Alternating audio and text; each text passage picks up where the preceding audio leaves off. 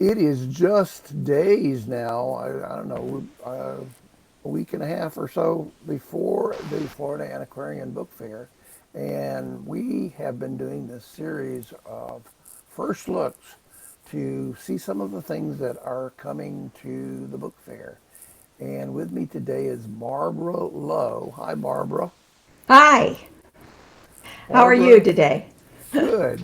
Barbara is owns Cardtique and she's in Osprey, Florida, which is just a little bit south of Sarasota, and south of the Tampa Bay area to St. Petersburg. Barbara works in ephemera, uh, Victorian-era ephemera. Is that right? That's right. Right. And she always has some beautiful things at the book fair. Barbara, you've been exhibiting at the book fair now for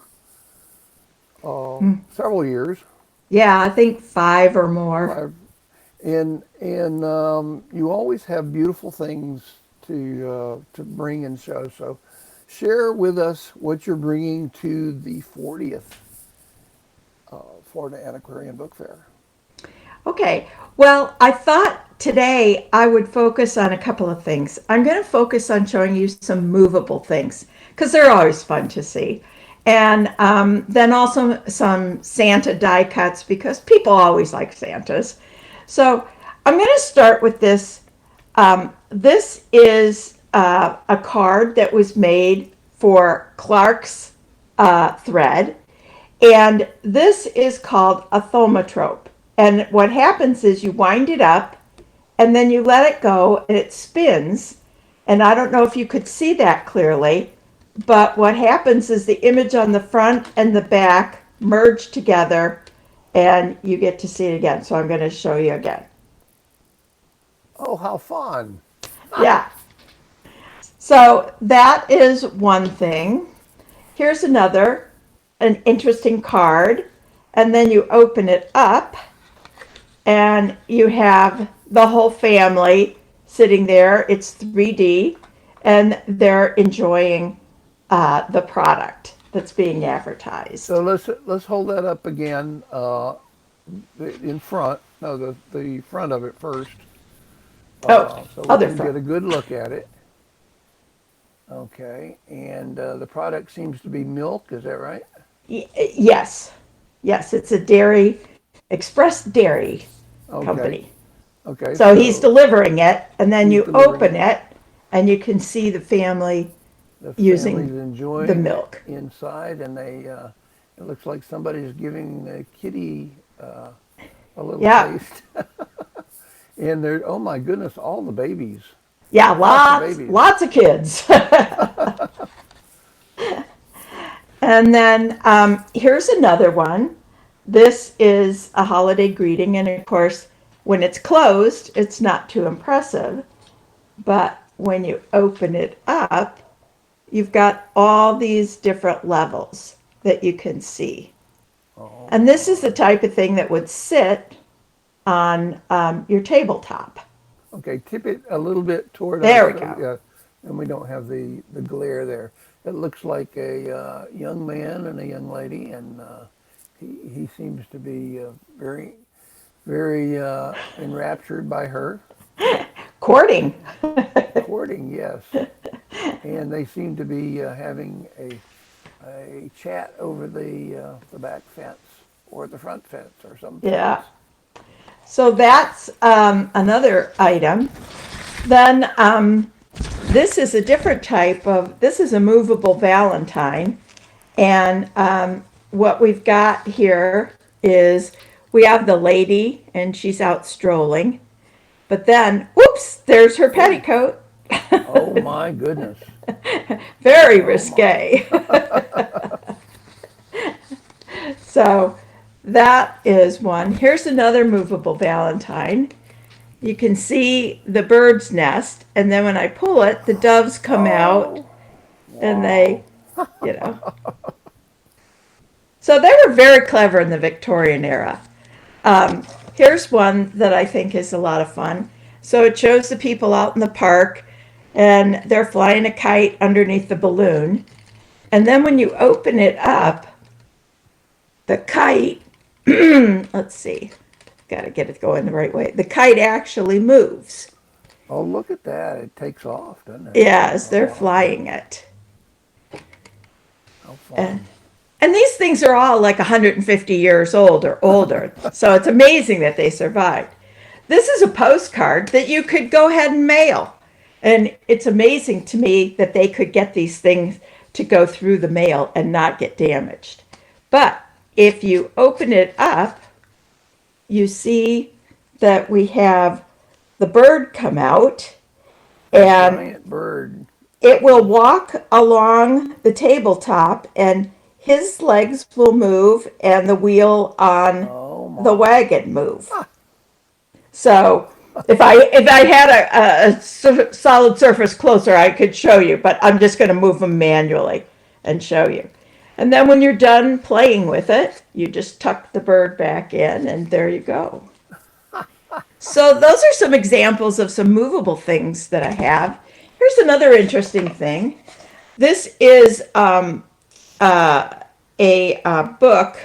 I'm sorry, a box, and it was manufactured from that era. And it's just amazing that it has stayed intact.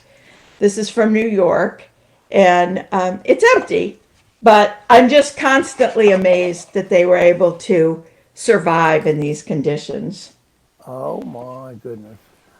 And then finally, Don't you just love the typefaces on oh they yeah, use? yeah, they use such wonderful type fonts. It was incredible, and and I don't know if you know the thing about, you know, where we get the phrase uppercase and lowercase from to refer to the alphabet. I guess I should know that, but I don't Well, right it's offhand. because the uppercase was the capital letters in the Well, printer's of office, course, yes, and the lowercase was the lowercase yes. letters, and that's where we got that expression And I from. guess I did know that, but that I had kind of forgotten that. But that makes sense Yeah, in the typecase that they use to compose all of these things. yeah, and that's why you see a lot of Victorian era things that have multiple typefaces and fonts on Right. them, is because they ran out of letters. And so then they had to switch to a different font to continue making the billhead, or Because they not the didn't billhead, but have the because they didn't have enough because they were little metal pieces right, exactly, that they would set up. And so that's why you'll see these broadsides and there'll be like, you know, 8 different fonts on it. It's because they didn't have enough type to so do it all in one. they're really mistakes Yeah, well, or kind of. lack of planning. Yeah, just lack of letters. But then Lack I of thought I'd letters. also show you some die cuts. And we call them die cuts. In England, they refer to them as scraps. But here's just some They various refer to them as Santas. what? Scraps. Scrap. And that's where the expression scrapbook came from, is that people would buy these Oh, books and they would paste these scraps in. oh, okay. But Okay. so there's just all kinds of different Santas in different poses and positions, Okay. and Tip that toward us and then hold it there just for a moment. can And you a see little bit it? more. A little more toward us. That's good. Okay. Oh my, look at those. And are these all English? Well, actually, most of them were printed in Germany. Oh, okay. The Raphael Tuck was the big printer of this stuff, and he was based in Germany. But then he opened offices in London and New York, and so he was absolutely the most prolific printer of these scraps.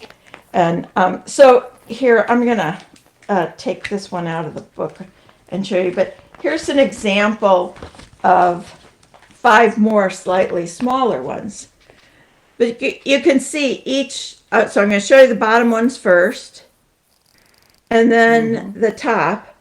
And you can see Santa had different colored cloaks and different assortments of things. Sometimes he's bringing a tree, sometimes a bag of goodies, sometimes there's a child, you know, different kinds of things. And, you know, so there's lots of scraps, but there's all kinds of other scraps, circus and just animals and children, just all kinds of different categories. But I thought I'd just give you a quick little thumbnail of some things that I'll have at the fair next week. Can't believe it's already next week. It hardly seems possible that it's so quick, but Yeah, but on the other hand, it's been a long time. We've been waiting a long time for it to come back. that's true. And I'm also excited that I'm going to be sharing my booth with my friend from London who came last year. And she enjoyed it so much that she's coming back this year as well. So, and her name is Valerie Jackson Harris, and she specializes in the most incredible Victorian stuff you've ever seen. Well, Victorian and earlier. So, And earlier, but and you met Valerie through the your mutual interest, right, right? right. We met about 30 years ago when I walked into her shop in London. And then we didn't see each other for a while. What, man, I guess that was 35 years ago. And then we reconnected about I don't know, 20, 25 years ago, and we became good friends. And so now we do a lot of stuff together. And I go to London and I buy, you know, material over there, and she comes to the U.S. and so And I guess you both are doing ephemera shows in various places around the country. Is that right? right. In fact, as soon as the St. Petersburg Fair is over for the Florida Antiquarian Book Fair, we get in the car the next morning and we drive up to Greenwich, Connecticut for the Ephemera Society of America Fair. And Oh, so we're going wonderful. to make a straight shot up to Connecticut to do the next one. Well, how fun.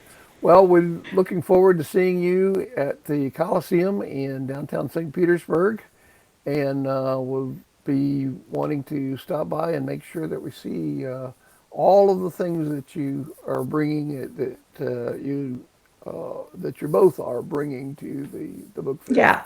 We'll have lots and lots of things. Other than those two little movable Valentines, I didn't really show you Valentines, but I've got 5 boxes of Valentines that I'm bringing, and trade cards and documents, and just there's always fun stuff to look at the ephemera table. Wonderful. Well, we will see you soon at the Florida Antiquarian Book Fair. Absolutely. Thanks. Bye bye. Bye. Hello, this is Alan Smith. Thank you for watching our video. You can watch more videos from the Florida Antiquarian Book Fair by clicking on the boxes at the left. Click on the right to subscribe to the Florida Antiquarian Book Fair channel. See you at the book fair.